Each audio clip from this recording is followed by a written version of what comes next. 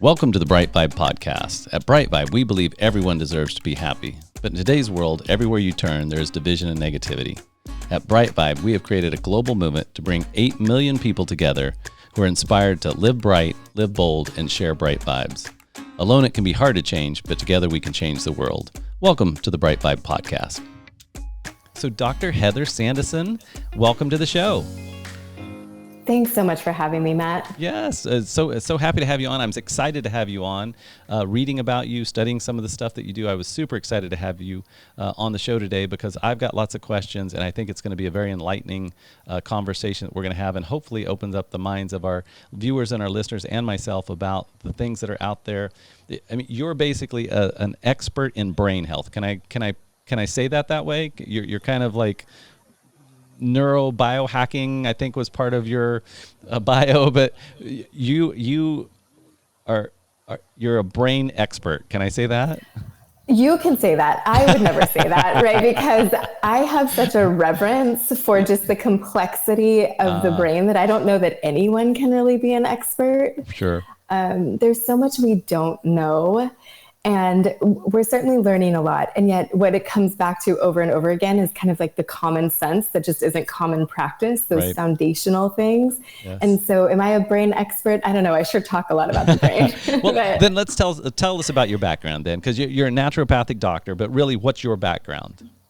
Yeah, so I went to Bastyr University in Seattle. It's a naturopathic school. And I've been interested in medicine my whole life and really planned to go through a conventional program and become an MD, but then got very disillusioned because it wasn't focused on health. And a lot of the people I was in classes with were, they were taking no-dos and taking drugs to stay up all night so that they could study for exams. And I was like, this is not me. This is not who I want to be. And so learning about the naturopathic curriculum and program, it's a much more complex system science approach where I think that meets the complexity of the diseases, these complex chronic diseases that most people are really suffering with these days. And then the brain space really found me. I didn't intend to treat those with dementia. I didn't intend to go into biohacking or neurohacking. But the opportunities, I was very fortunate early in my career to be introduced to some big thinkers like Daniel Schmattenberger at Neurohacker Collective and some other people who were taking this complex system science approach and integral theory and applying that to health and medicine. And then through that, I was fortunate enough to get introduced to Dr. Bredesen, be trained by him, and start seeing patients who were excited about reversing their cognitive decline.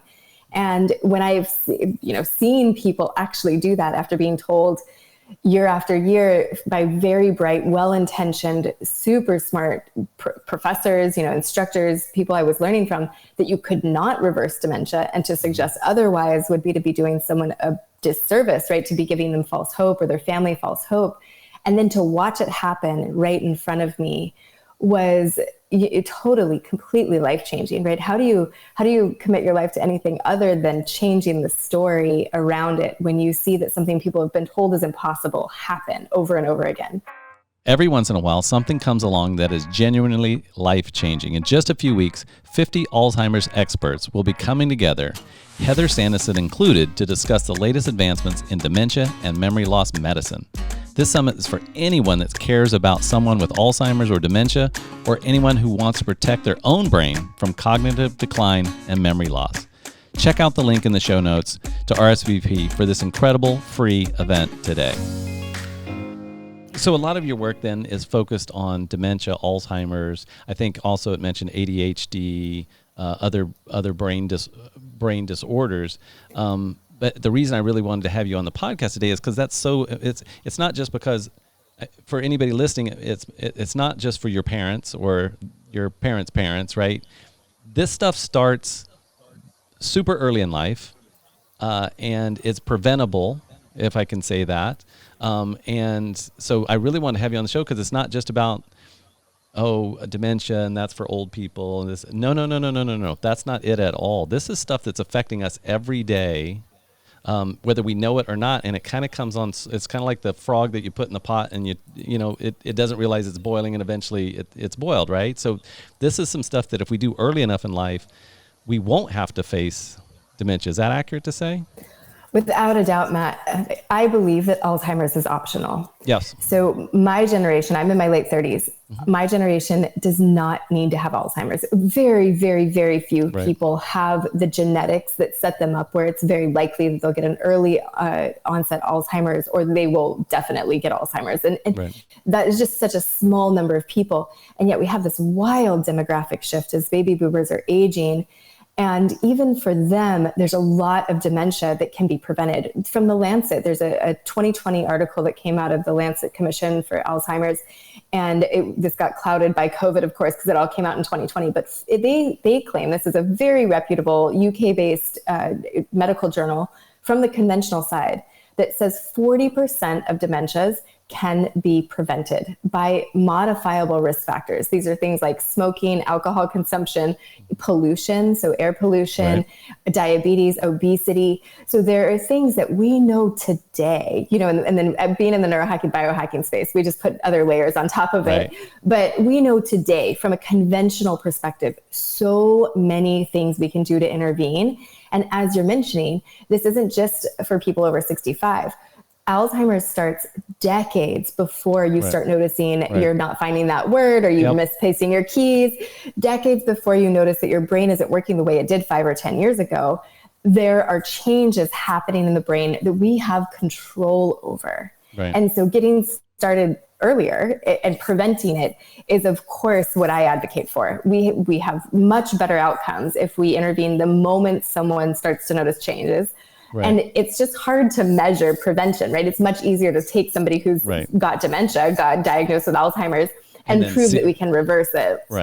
Thank you for listening to the BriteVibe podcast today. We've got a special event coming up here shortly, July 12th through the 16th, called the Global Happiness Summit. And we're bringing resources from around the country together to talk about happiness and what that means and how to have more of that in our lives. Go to BriteVibe.com, B-R-I-T-E, Vibe, V-I-B-E.com for more information about the Global Happiness Summit. And we look forward to seeing you July 12th through the 16th.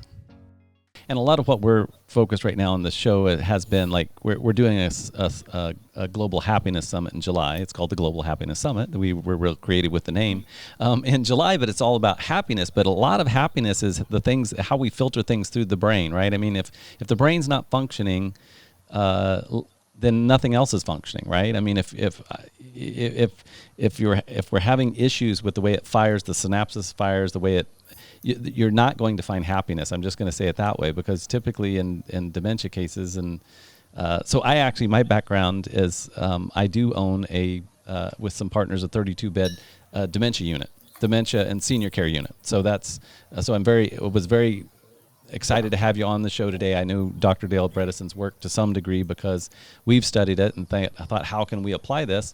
Because it is things that you have to actively be doing. It's not a pill, right? It's not with most things in medicine, a pill is only coating the symptoms. It's not actually addressing the disease, right? And so where do you want to go from here as far as kind of what we can do to have happier, healthier brains? Yeah, there's a lot that directions we can go there. But so dementia and depression are very closely linked, and depending on who you're talking to, one begets the other, right? Like you can imagine, as you start to lose your mind, as you start to lose your memories, that begets depression. Although there's many cases of dementia where people are perfectly happy, right? Like they're just in that ignorant bliss. Right, ignorance is bliss, yeah. And then there's also an argument that depression leads to dementia. So that when people have long-term depression, long-term sleep deprivation, and then long-term anxiety, and certainly PTSD actually increases your risk of dementia by 2.5 times. Wow. So as does caregiving. Caregiving for someone with dementia increases your risk of being diagnosed with dementia later on as well. So stress, depression, anxiety all tend in that direction. And part of it, Ray, you can imagine, it's so much work for your brain to be depressed, right? There's not a lot of energy. And when your brain has more energy, when you're not on that blood sugar spike and drop, when you're getting consistent energy, you have enough neurotransmitters, right? You have enough amino acids or proteins to support neurotransmitter synthesis. You're less likely to be depressed. You're more likely to have the energy that it takes to create memories, build new skills, take on complex tasks, executive function, memory, problem solving, memory, all of those things that are associated with clear cognitive function. And so these go hand in hand. And we see foundationally that when we are meditating or doing some sort of stress management, maybe it's prayer, involvement in community, these things that support happiness and reduce depression, anxiety, exercise, of course, good sleep, good food, all of these foundational pieces support good, healthy cognitive function later on in life. And so you mentioned having a memory care facility. What happened in my world was that I was trained by Dr. Bredesen in 2017, and I was skeptical, right? Because I had been told, oh, go ahead. Can we, and I want to make sure, so tell us who Dr. Bredesen is so that the listeners, because you and I know who Dr. Bredesen is, but who is Dr. Bredesen and why is he so important to the work you do? Yeah, so Dr. Dale Bredesen is a mentor of mine, wonderful guy, just such a stand-up human being. And he has really pioneered this space of changing the story, right? So many people go to the neurologist and are told that there's nothing you can do. Here's some Aricept or some Namenda, some medications that are for, on label for dementia. They don't work very well. Put your affairs in order. It's just a slope downhill. And Dr. Bredesen wrote a book called The End of Alzheimer's. This was published in 2017, so not that long ago, just 5-6 years ago. Right. And in 2013-14, he published the first case studies showing that dementia and Alzheimer's could be reversed. There was another 100 people per 100. They weren't participants in a study. There were 100 cases that were then again published in a peer-reviewed journal, showing 100 times that dementia and Alzheimer's had been reversed. And then they've also done a clinical trial on 25 participants. Where these are participants, they go into a clinical trial. It's a feasibility trial, just showing that it's possible to do this. And what they found were really incredible results. 84% of the time, they are getting improvement in cognitive function over the course of a 9-month intervention on the Bredesen protocol. So that protocol is detailed in his book at the End of Alzheimer's, and also in the End of Alzheimer's program. And he has his most recent book is The First Survivors of Alzheimer's, where a handful of people who have done his protocol shared their personal stories. Wow. So Dr. Bredesen was trained at Duke University, I believe, maybe Yale. Don't quote me on that. But he's an MD who worked for many years in a lab studying Mouseheimers, studying Alzheimer's in mice, and looking for drug interventions. And he'll tell you his wife is a functional medicine provider, and she was like, where you're going to end up is back in functional medicine, back in naturopathic medicine, looking at lifestyle related interventions. And sure enough, that is the foundation of Dr. Bredesen's protocol. And that's what we do both at Solcere at my clinic. It's what we talk about on the Reverse Alzheimer's Summit that's going live June 14th of 2022. And then it's what we offer an immersive experience in over at Marama. Okay, so let's talk. Thank you for that answer. So let's talk about Marama. And so what led to, so this is a residential care facility that specializes in Alzheimer's and dementia. Is that accurate?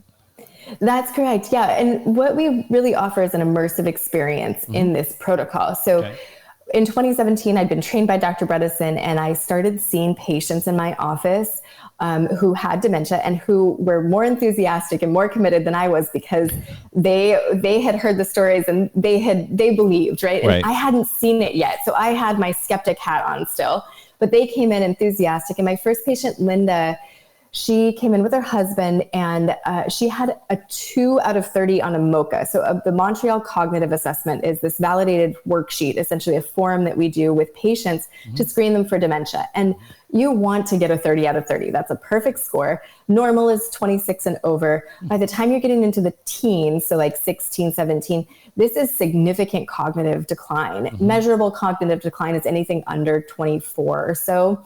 And then this woman, Linda, one of my first dementia patients, she came in with a MoCA of 2. Oh my. So I would ask, very severe disease. I would ask her a question and I could kind of see the wheels in her head spinning. But by the time she went to answer, she had forgotten the question. She might be able to answer with a couple yes or no's here and there, but you could see she was easily fatigued. She had this big, bright personality that was underneath it all. Like her humanity was still there. She had this huge, beautiful smile. She wore these bright clothes and hats and belts and purses and all the accessories and the shoes. It was just great. You could tell, and her husband was just heartbroken. He wanted his wife back so badly, and her handwriting had been affected, so it was at the slant and it was kind of shaky, and her letters were really small. And, she was just a shell of herself, of who she had been. Well, they did it all. She had her amalgams removed, so she had all of her dental work done. She went on a ketogenic diet immediately. They started ballroom dancing 3 or 4 times a week. They got out of their moldy bedroom and moved in. They actually just moved into a different part of their home. They lived in northern Mexico. And they did it all. They did all of the supplements. She got on the hormone replacement. They did everything. And 7 weeks later, 6 or 7 weeks later, she came back and her MoCA was a 7 out of 30. So her experience of the world was completely different. She was bickering with her husband about something that had happened the night before or on the way in. She was now answering in not fully complete sentences that were always coherent, but they were there. She was coming back. Right. And I was in disbelief. My first thought was like, what did we do wrong 6 weeks ago? How did we mess this up? Right. And then my next thought was like, what? Like, is this really happening?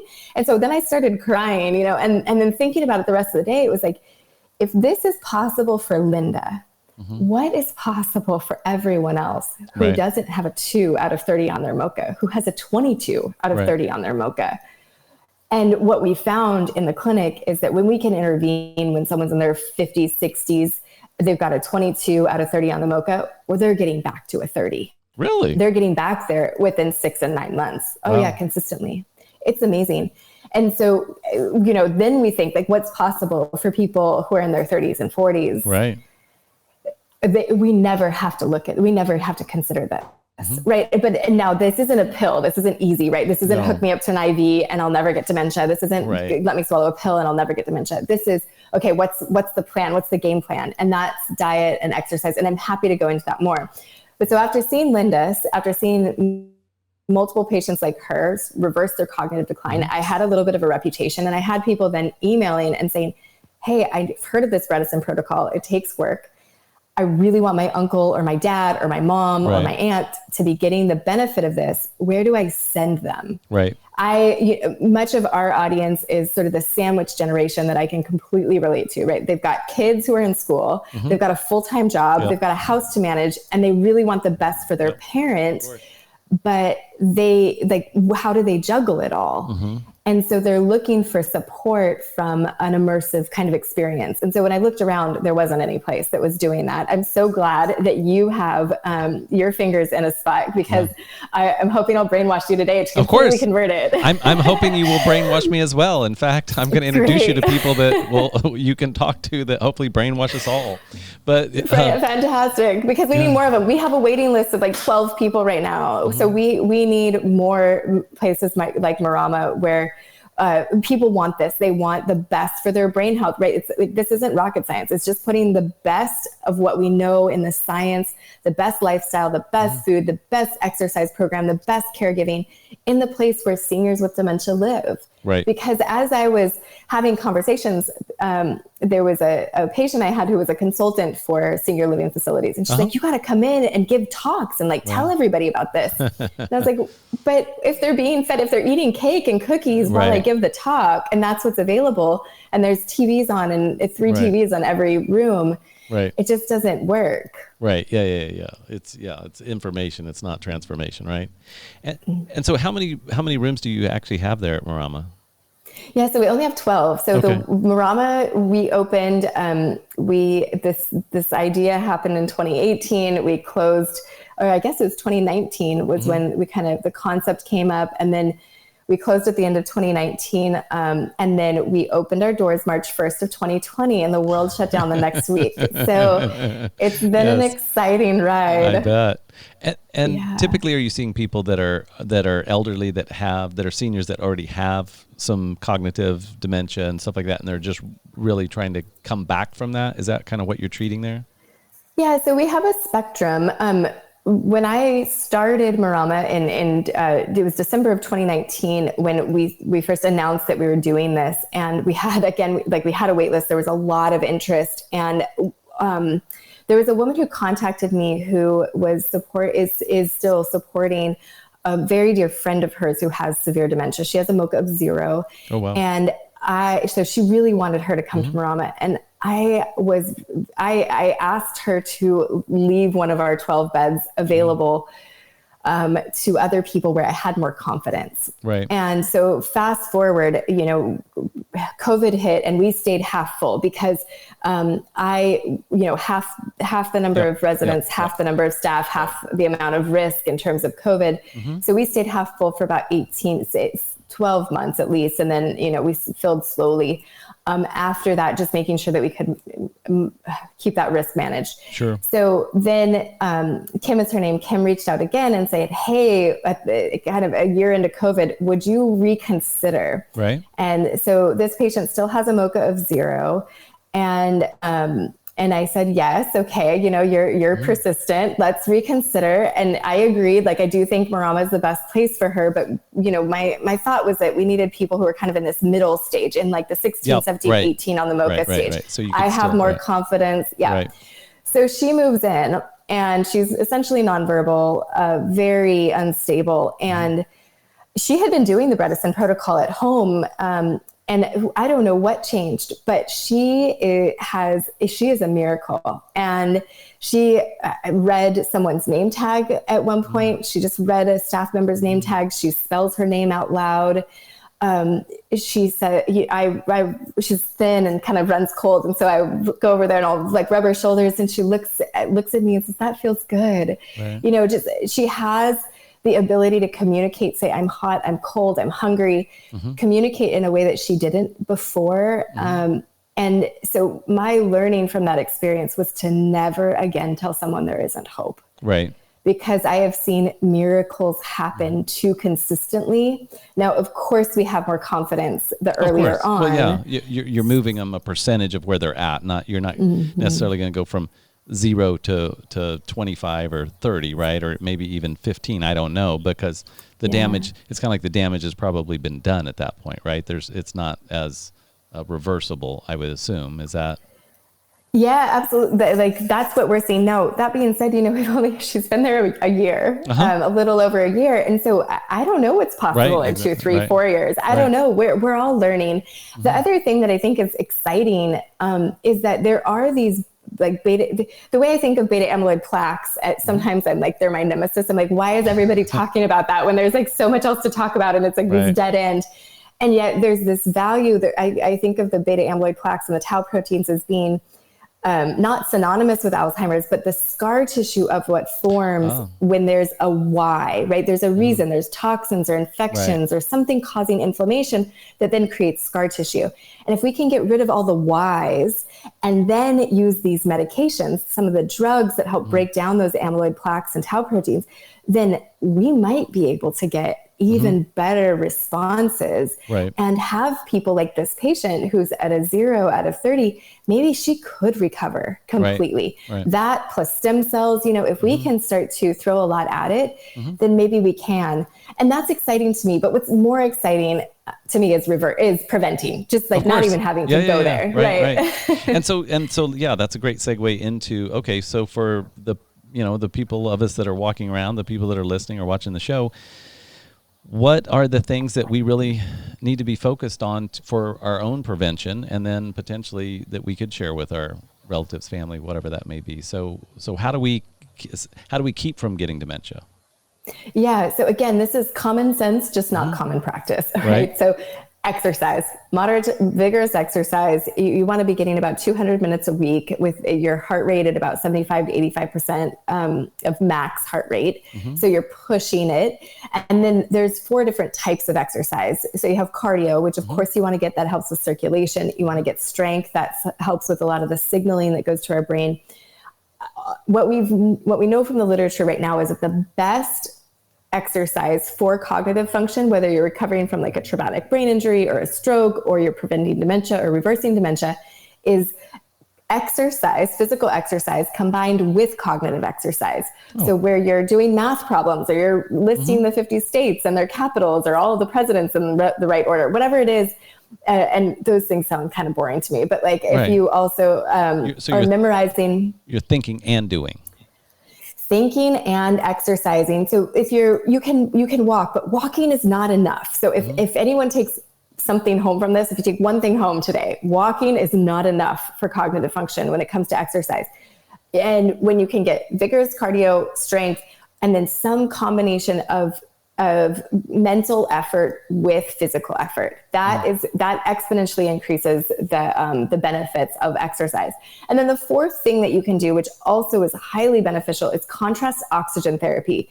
So a lot of people are familiar with maybe like Wim Hof and like the cold therapies, or with calorie restricted eating, like fasting or intermittent fasting. So this is the same sort of idea. Exercise is the same. This is this hormetic effect where you're increasing the stress on the system in a way that's calculated, so that you increase adaptability and flexibility so that the system is more resilient. And so you can do that with oxygen. And this is why Olympians, go to elevation to train. Right. That's an erythropoietin effect where you get more red blood cells.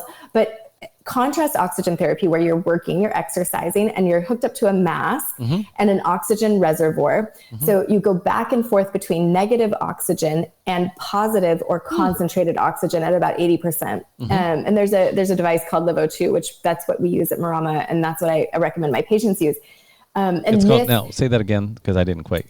What's it called? Live or Live O2, like oxygen, LIVE O2. Okay. Yeah, and it's contrast oxygen therapy. And so you go back and forth between positive and negative. And this is like, it's detoxifying. It helps kill off senescent cells.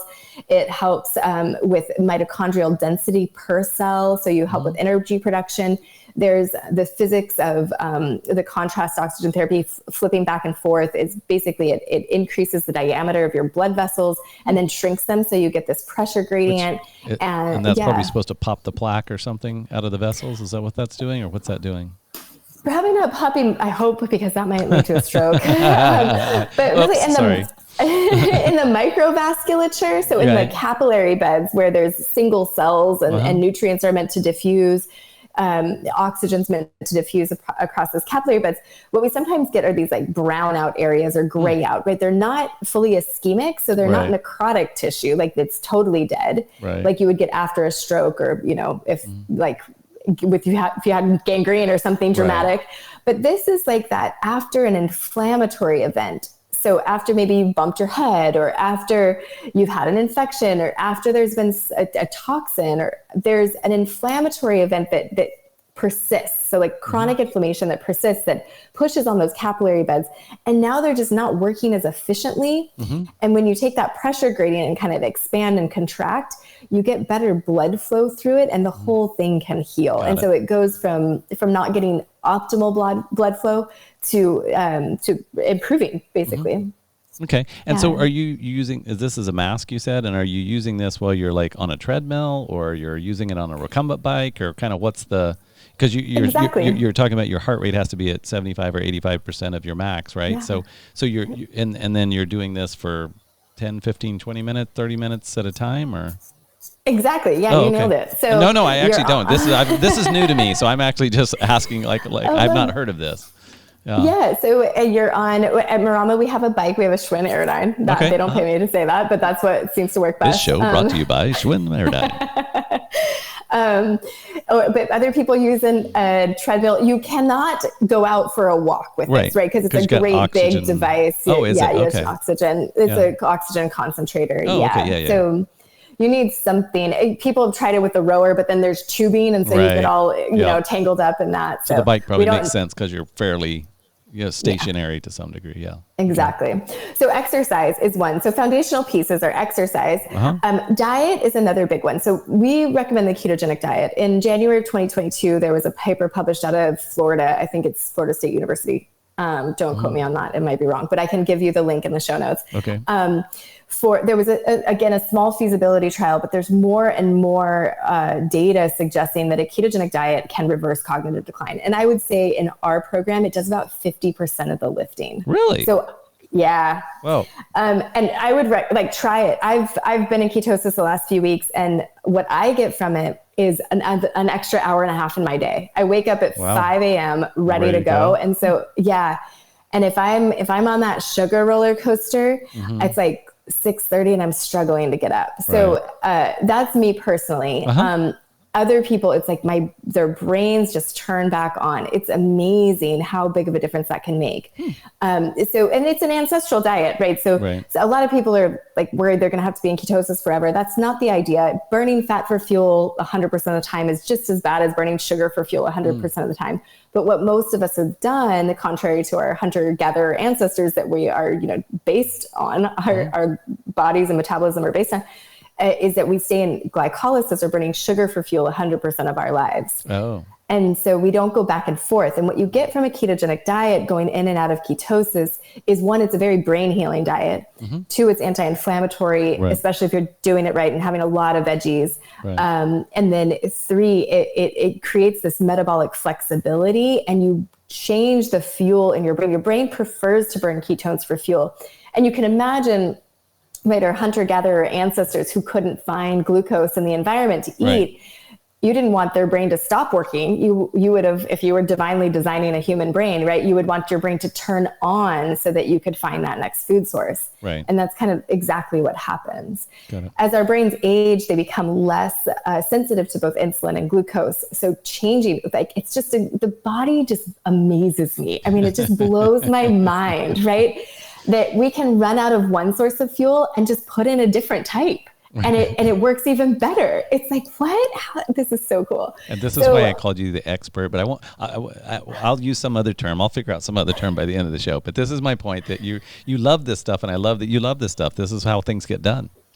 So ketogenic diet. It's fun. Ketogenic diet. It's a whole foods. This isn't just like bacon and like the keto ice cream bars from Costco. Like no.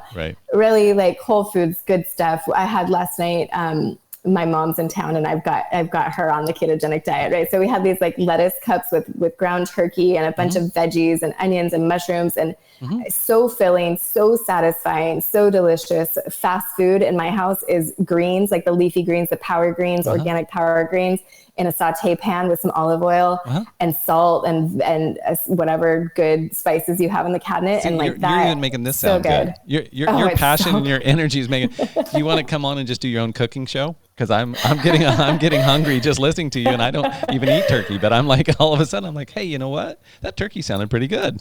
It's pretty good, and you can do. There are some people. It's hard to do vegan keto, and what I recommend is like vegan in the summer and maybe a little bit more animal protein in the winter, and kind of like seasonal eating. And you don't have to be in ketosis all the time. So like in the summer when there's all these amazing seasonal fruits in season, like go for it. But I think with diets, a lot of the benefit is from the delta. It's from the change. So when you go from keto to vegan, you get this benefit because you're asking your body to change its metabolism. So you get like this senescence and you get all this. You get all these great things happening. So when you're going from Oreos to that's actually to kind kale. Of painful. Yeah, I don't eat Oreos. I don't know. But American diet, right? When people go from a standard American diet to a ketogenic diet or to a vegan diet, you can get like this keto flu. Yeah, I had that once. Yeah, headache, fatigue. I was like, it felt like a flu. It felt like a mild cold actually, and it took 2 or 3 days for it to kind of kick over, right? To kind of get the fuel burning from sugar to fats or ketones, I guess. Yeah, and the whole time your brain is like, donuts. Where are the donuts? I remember I fasted one time. I tried to. I didn't even know what I was doing. It was just like, you know what? I'm just going to stop eating food for 3 days because that's a great idea. And so I'll just drink water. And by day 2, I opened the cabinet, and of course back then it was all just kind of traditional diet stuff. I mean, I was starting to lean in. Obviously, I'm starting to fast. But I opened the cabinet, and there's like a bag of sugar up on the top. And I don't even know why, because I didn't bake. I was living by myself. I mean, I was single at the time. And I was like, I took a deep breath in. I was like, and I could literally smell white sugar in a bag on the top shelf. I was so like, give me the sugar. Give me something to eat. I lasted about 2.5 days, and then I ordered a pizza. But I've gotten better since then. I've gotten better. I try to do the intermittent fasting. I do, because so many people come on the show and tell me I should.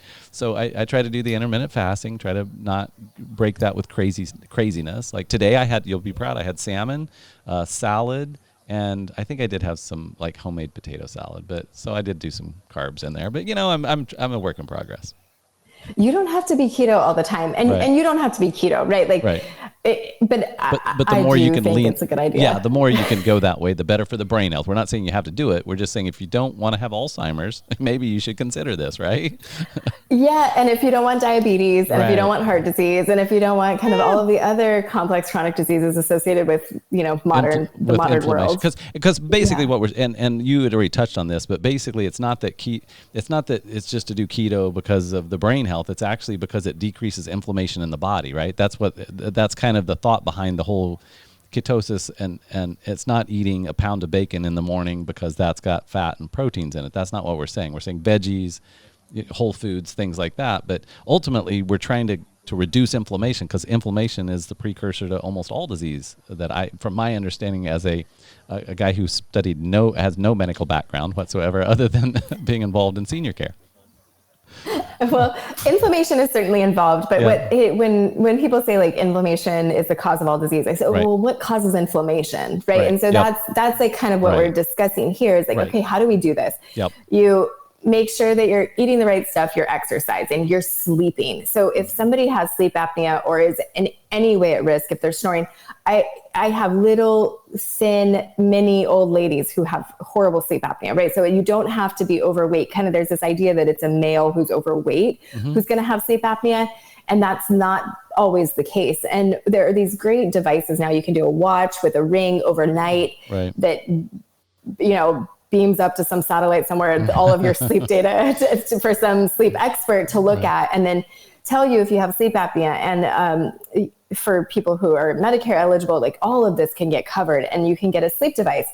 Now, what I will say there, the caveat is that there are a lot of sleep medicine docs that there's this threshold, and it's arbitrary, right? It's like you have to have 5 or more apnea events per 30 seconds or 60 episodes per so many amount of time. Right. And I call bullshit. So I don't know if I can do that on the show, but you can say that on the show. If you're having apnea at night, that is basically minor brain damage every night. And as somebody who focuses on your brain, like that is not at all okay with me. Right. So we need to figure it out. So do the sleep study, but just when somebody tells you it's normal, triple check with somebody who's been trained by Dr. Bredesen or who cares that you not have any. Because this can be pretty simple. Like there's things as simple as mouth tape. So you can, I know this is a little bit counterintuitive, but you can tape your mouth shut and that will force you to be. This sounds like something. Have you been talking to my wife? Is that what this is about? Because mouth tape. No. Now, when I snore, I snore specifically when I do one thing before bed. Drink? No, it's not drinking. Gluten. Oh, interesting. Hands down, gluten. Hands down every time. If I have any gluten past noon, basically noon or 1, right? So if I eat some bread or something with lunch, no problem. But anytime I eat anything probably after 5 or 6 o'clock that has gluten in it, I snore that night every single time. And I've got a good friend of mine who's a physician, and I told him about it, and he and his wife started tracking it, and same thing. Anytime that he had gluten in the evening, snored every time. So I'm like, there's something about, and it's not that I'm that stuffed up. It's just something about the gluten makes me snore. So there's a fun fact for you. So maybe we need to explore that a little bit. Yeah. Well, think how many guys, drink a beer at night or, having pasta or there's so much exactly. I used to eat tons of pasta. Yeah. At night. Yeah. At night. Gluten-free diet. I'm all about it. For everybody, anytime, regardless of whether or not you store it. But the mouth tape, somebody's wife is going to thank me for this because it's so simple to just put go the down mouth to the hardware tape store on. that's gray. It comes in a thing called duct tape, and you just strap it on your face. It's super cheap. Just cut it in 4-inch strips. Covers the whole thing, right? And if you have a beard like mine, it's okay because it won't stick to the skin as much. But okay, so they make mouth tape. I did not know that. Yeah, don't do the duct tape. That sounds really painful. And it's probably full of chemicals, so probably not the best thing to stick on your mouth all night. Yeah. But this really, I know it sounds crazy, but it can make a big difference. The other thing are the Breathe Right strips. Yeah, and I say the name brand because the generics just do not have the same effect. Interesting. But that can help. And then a dentist can fit an oral device to keep the airway open. So some people are like, no, I can't do the machine. I can't do the CPAP. I can't do the APAP. Although my patients tell me that the APAP, the alternating pressure, is the Cadillac of CPAP. So if you're talking to somebody about getting one, or you're looking at one online, get the alternating pressure, because then it adjusts to how the pressure that you need. It's not continuous like the regular CPAP. And then they have these cool pillows now, so they're really comfortable. They're not like this massive mass. So play with it. I mean, sleep apnea is such a big deal for so many diseases, but especially for cognitive function. Wow. So being aggressive about treating this, regardless of your age, is, I believe, one of the most important things. Dental work is the other thing. I was having a conversation with a colleague yesterday about how if someone comes into me and they say, I can choose, they have significant dental stuff going on and they can choose between seeing me or seeing the dentist, I say, I love you, peace, go see the dentist. Right. Because that is, health starts in the gut and the gut starts in the mouth. We can't, we're not going to like that. I've not actually heard that. I've had Dr. Gundry on here. I've had several other health experts. I've never heard that the gut health starts in the, and when we say the mouth, you're talking about the gums and the dental stuff. We're not talking about food, obviously, right? But all of the above. But right? I've never heard it said in line with dentistry, I guess is my point. Dentistry is so crucial. I can't tell you how many times I've had a patient where I maybe wasn't pushing hard enough, or I didn't say it in that way, and we just tread water for a year, and we're going like, why are we not getting traction? Why are we not making progress? And it ends up that they've got something egregious going on in their mouth. And then they get it taken care of, and all of a sudden, like, things are turning around, things are better. And it just has happened too many times in my career that I don't like. Now I say it, and I say it's early. Interesting. That is paramount. And so gum disease type stuff, or, I mean, what's happening that's causing the issue, I guess? Yeah, great question. So there's a few things. So one, airway. We talked about airway and how not being able to keep the airway open. And there are dentists who specialize in maintaining that patent airway, especially at night while you're asleep. And then there's mercury. So mercury is extremely neurotoxic, and thank God they don't do this anymore. But in the 80s, 90s, early 2000s, they would put in amalgams. Yeah, I had them. I had a bunch. I did too.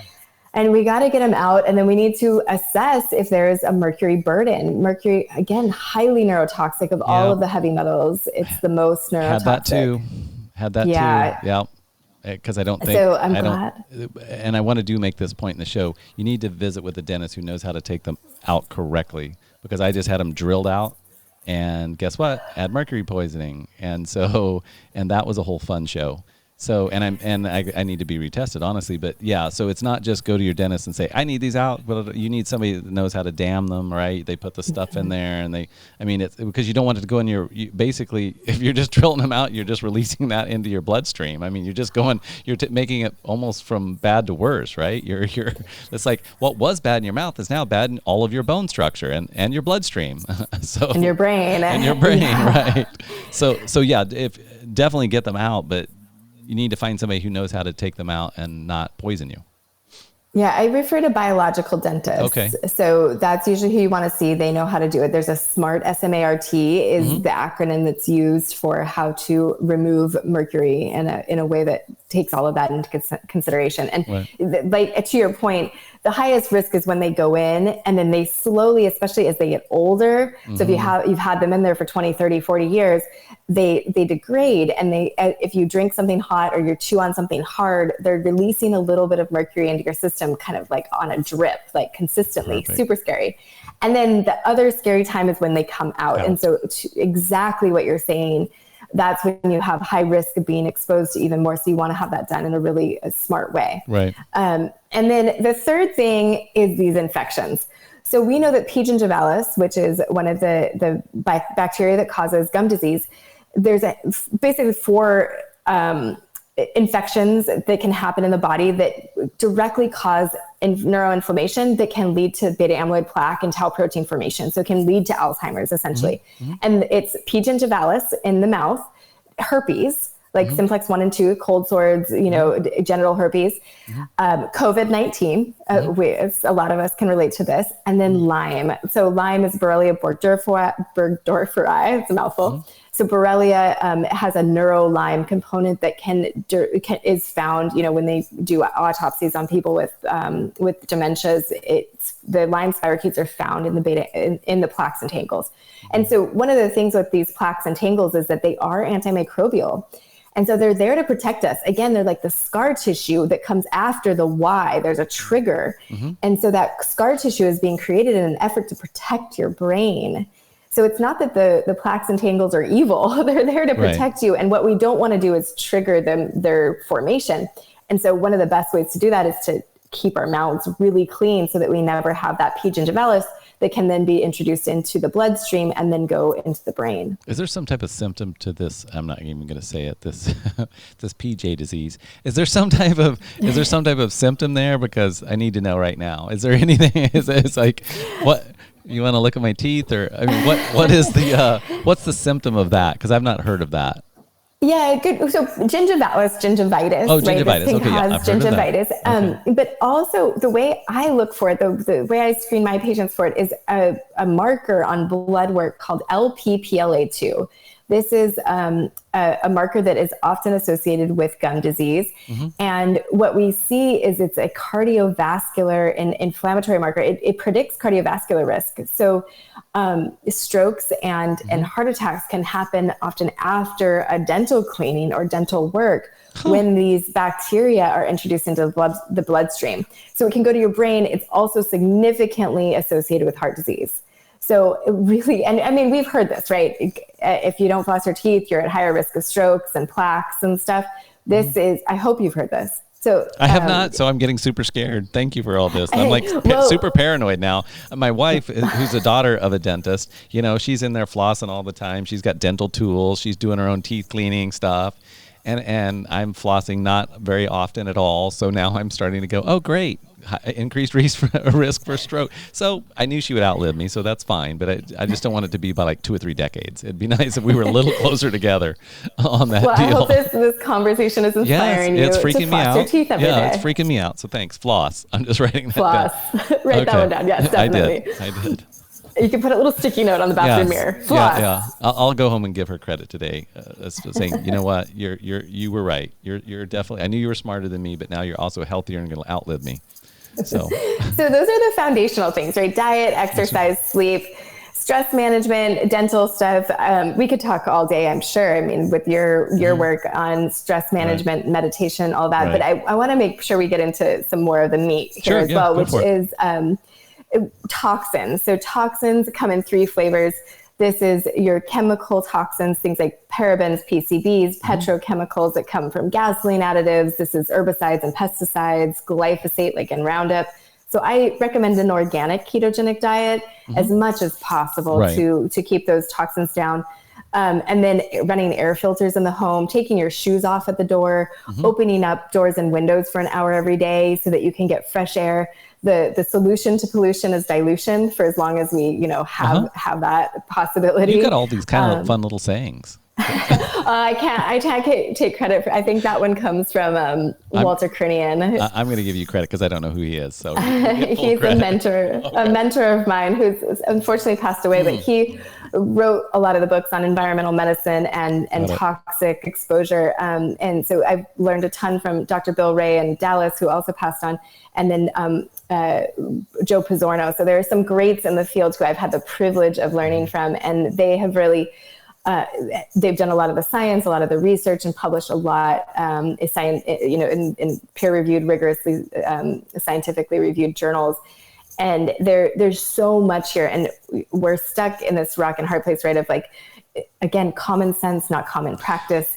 There's a lot of politics, a lot of money involved in us being exposed pretty ubiquitously, to toxins day in, day out. So, and I've been hearing about it, and we've adjusted our lifestyle a long time ago and still continue to evolve. It's a never-ending process, right? Stuff sneaks in and you don't even know. All of a sudden you're like, wait a second, that was supposed to be healthy. And it's like, but basically when you're talking, what's coming up for me is we need to stop poisoning ourselves by putting stuff on our skin, putting shampoo in our hair, putting deodorant on our body that has toxins in it. And I want to say that, 10 years ago when I started doing this stuff, 15 years ago, whatever, there wasn't a lot of choices, and they didn't work great. I mean, you could, the cleaners just really didn't clean, and finally you were just like, screw it, I'm getting the Clorox and we're bleaching the shit out of this. But then eventually, over time, the cleaners like Method and some of the other brands, they got better, right?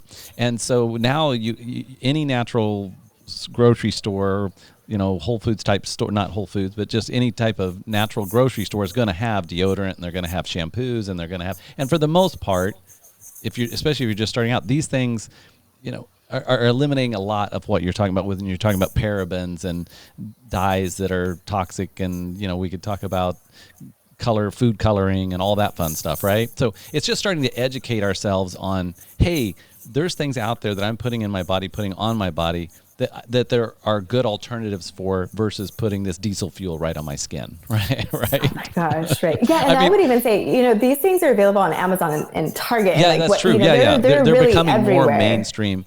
And as I said that, I remember literally cleaning auto parts when I was in high school in auto shop in the solvent that was made of oil. And we used to wash our hands with gasoline after we painted. I mean, I grew up on a farm, so that was like a normal thing. You had paint on your hands. What do? You went over and got a gallon of gas, and and how many chemicals are going right into the body on that deal, right? So I have good reason for the mental illness I have. But I'm starting to detox it out. So the mental illness I don't want to give anyone is like this overwhelm, right? Of this just like paralysis of like, I can't avoid it. There's nothing I can do. So like, why would I even go? And one of the great resources I like is the EWG, the Healthy Living app. So Environmental Working Group. Okay. Yeah, the Environmental Healthy EWG.org. Okay, EWG.org. Okay, perfect. And they have an app called Healthy Living, and they put out the Clean 15 and the Dirty Dozen list every year that tells us like which foods have so many herbicides and pesticides, and which ones like maybe you don't have to buy organic because they don't use a lot of herbicides and pesticides. So they have great lists, and they have an app where you can just scan products. Right. And it kind of tells you level of, it's not just good or bad. It's kind of, isn't it like a level of, this is better than, okay. Yeah, so that's a great resource. So you can just scan the code and that will give you a thumbs up or a thumbs down, and it is, you're right. It's like an A, B, C, or D, or like on a scale of 1 to 10 or something. So yeah, there's a little nuance, and then you'll find your products that you like. Exactly. And then, but there are things out there. I just want to say, for anybody thinking, I'm not, it's one, to your point, it's not, it's baby steps. It's not like you're going to go, if you want to go home and throw out everything you got and go to the store, that's fine. But we're really, I kind of like it, upgrading. I don't even like the term crowding out. It's really just upgrading, but not necessarily even spending more money. A lot of this stuff now is so mainstream that it's not like it's even that much more, if at all more. It's just changing it out for kind of what's always been there for what's better for you. Right. Yeah, exactly. Yeah, and then mold, we talked a little bit about mercury as a heavy metal. So toxins come in basically these 3 flavors, like ice cream, right? Like the chemicals, which I think these are those lifestyle choices that we've been discussing, and those are really important. And like at Marama, we've made a big effort to make sure that the environment there is a really healthy, healing environment. And so we use all non-toxic cleaning products, all organic food. And we are hyper vigilant about mold, because mold toxins can also cause cognitive decline and brain fog, and can be directly neurotoxic. So Yep. We want to keep mold out of the environment. And, every house has a leak here or there. We had a garbage disposal that leaked, and we had a shower that had something happen. And so we just get right on top of it and make sure it's all cleaned up. And then we have the mold inspector come, and he measures for moisture and stuff. And we're just really on top of that. And then the heavy metals, lead, there's not lead in the fuel, but some of my older folks or people who are raised overseas, they will sometimes have high levels of lead. And then unfortunately, there's places like Flint, Michigan, right? Like that was in the news not that long ago. And that's actually not all that uncommon in the US for the water supply to have lead in it. And for the levels to be higher than is healthy. And even like whatever the unit is on LabCorp. Part per million. Part per billion, part per million. I don't know it off the top of my head. Measure stuff. Yeah. So many parts per million is a in term I've blood, heard. I don't know in blood. I'm actually thinking in the water itself. They measure stuff in parts per million. And I typically measure it in urine, but I know that like in kiddos who are exposed to lead in the pipes, even small amounts of lead in their blood consistently, significantly lower IQ levels. Right. And this will have an impact for the rest of their lives. That's what happened to me. Now I know. It was lead. It was no. I just think it was just years of washing my hands with gasoline. I was going to say it was the lead and the gasoline and the pencils that we used to, shoot each other with and get lead in the arms. I mean, it was, I grew up as a boy on a farm, so we did lots of things that were not conducive probably to good health. Who knew that, all that stuff was bad for you? It was a lot of fun at the time. That probably made up for it. It's like all the people in Italy like drinking wine and eating all this gluten, but like they're together and they're having the best time ever, and so it's totally okay. Right, offsets it. Well, and actually we've had Dan Buettner on the show and we've talked about the blue zone. So it's as you were saying some of the stuff earlier, I was relating to some of the stuff he said, just kind of about the exercise and the diet, and because they're also doing olive oils and things with healthy fats in them, right? It's not just all bread, and they're doing low quantities of like wine that has that's grown right there, and they're not drinking heavily. It's a glass for lunch, and a glass is like 6 ounces or 4 ounces or something. It's like when we think wine, it's like a 12-ounce tumbler or something, and then we refill it 3 times. We're like, this has got to be healthy for me, right? I feel better. All those polyphenols, all my problems are gone. Right, exactly. Sorry, I didn't mean to get us off track. Not at all. So stress management, and then what was did we cover all 3? Toxins in the environment, mold, and heavy metals. Heavy metals. And then, kind of the direction we were going around stress management, and really what I think is valuable about Marama and even your care facility, right, is community. Right. And this opportunity, especially with COVID, right, we see the detrimental effects of isolation, definitely. Especially from a peer group, and how, just demoralizing, of course, the depression, anxiety, cognitive function. But we have even seen it when people need to be isolated at Marama. There's an increased fall risk. There's an increased risk of urinary tract infections. There's an increased risk of disorientation, of sleep disturbances, right? So it's not just the cognitive, like the mental health, the depression, anxiety of isolation. There's physical things that happen, right? And so community, having people to celebrate with, having people to look forward to holidays with, having those memories be made, that shared experience we are social creatures. Right. And when we don't have that, which a lot of society is kind of set up for us to just be in front of our phones and pretty isolated from that interaction, regardless of your age, but especially as we age after retirement, or nowadays with so many people not going into the office, it's very easy for someone to just become very disconnected. Right. And that our brains do not thrive on that. Right. Definitely. Yeah, I agree. 110%. Yes. I will not share my examples, but yes, I have my own experiences that during and post COVID went from kind of an extrovert to an introvert, literally. Even though I was always, I needed space away from people at certain times. I went to almost not wanting to go out at all, to be in public spots. And it wasn't fear of getting COVID. It was just more of this, just this withdrawal and this kind of introverted. And so it's taken a while to, still not there, to actually be like, oh yeah, I do want to go to that party, or I do want to go out and do whatever. It's like, I'll just stay at home with the fam. Yeah, the social anxiety of like, I don't remember how to hug. Right, right. Like stepping on people's toes. Like, sorry. Well, all good stuff. Is there anything else you want to cover under things that we should know? Because I do want to talk about your summit coming up so people know about it. It's June 14th. What's the actual name of the summit? Reverse Alzheimer's Summit. The Reverse Alzheimer's Summit. Yeah. And then what's going to be happening at that summit? What goes on there? Yeah, so we have over 50 experts who myself and my co-host, Dr. Bredesen, have interviewed. Cool. Yeah, really fun. So Dr. David Perlmutter and Dr. Bredesen are both hosting with me. And both Dr. Bredesen and Dr. Perlmutter have children who are interviewed on the summit because they have inspired the next generation to take this baton and run with it. And I think they've both they've seen how passionate their dads are and how much they're contributing to this space and that we need solutions. So they're not the only 4 people on it, the Bredesens and the Perlmutters, but I feel so fortunate to have their support and to have them joining me as we, on this journey of changing the narrative around what's possible for those suffering with dementia and those at risk of developing dementia. So over 50 experts will be interviewing, and there's so much more to share. So please do check out the summit. It's free. How do people check out the summit? Yeah, so it's the Reverse Alzheimer's Summit /drsummits.com.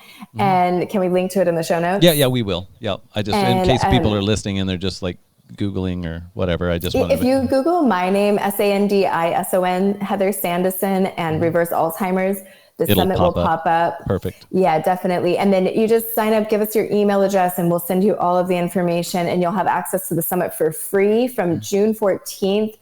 For 8 days after. Oh, beautiful. And so you'll be able to listen to like 7 to 9 episodes per day. And it's drinking from the fire hose. So there's a ton of information, but you'll be clued into a bunch of books and great resources for getting you or your loved one all that they need in terms of support. And again, not just for, obviously it says reversing Alzheimer's, but not just for people who have Alzheimer's, also for even if you're an executive or it doesn't matter what you are, if you want to kind of go to the next level of performance, a lot of what we're talking about today is how you get there, right? Clearing out the brain fog, getting the body right. Because all of this increases energy, it increases the ability to weather challenges and deal with challenge. All of this is just, to your point, common sense, but not necessarily practiced. This isn't just about, because I could easily have taken away the term Alzheimer's today or brain health, and we could have just said how to increase your energy. If you want to increase your energy and have more vitality in your life, and we could have gone through this same exact list, and it would. So it's not just Alzheimer's. So I would love for people to tune in and obviously see the stuff that most resonates with them. But this is really about diving deeper into your own health and the health of the loved ones around you and the people around you, right? Yeah, absolutely. I've got like Matt Cook on, he is who Ben Greenfield and Dave Asprey refer to, and he talks about peptides and ways that we can biohack and neurohack. A couple other people talking about neurohacking and biohacking. So definitely there's something for everyone. And I couldn't agree more that the things that I do for the executives who I work with is the same thing that I do for people with dementia, right? We're just hoping for slightly different outcomes, right? We want we want better brain function in both cases, happier, more successful, right? A lot of the goals are the same, but with dementia patients, I don't have the luxury of prevention, right? We're needing to reverse. And it gives me the inspiration, and it gives us the proof that if you can do that for them, then wow, we can be really motivated to do all of this work early on and never have to go there. Love it, love it. Well, Dr. Heather Sandison, I love the work you're doing. Thank you so much for coming on the show today. We'd love to see more of you. And I'm going to invite you right now to be a speaker at our Global Happiness Summit coming up in July, because I just think this is your work so important, and we would love to share it with more. And the Happiness Summit has a similar format to the Alzheimer's Summit, so we'd love to have that diversity and also your passion and your joy and your energy there too. So if it makes sense for you in the schedule, we'd love to have you on there as well. Oh, Matt, I'd love to be there. Yes, absolutely. Thank you for the opportunity. It's been such a pleasure being here with you today. All right. Well, thank you so much. Thank you for being a part of the BriteVibe podcast. For more information, go to BriteVibe.com. That's BriteVibe.com. Thank you for listening.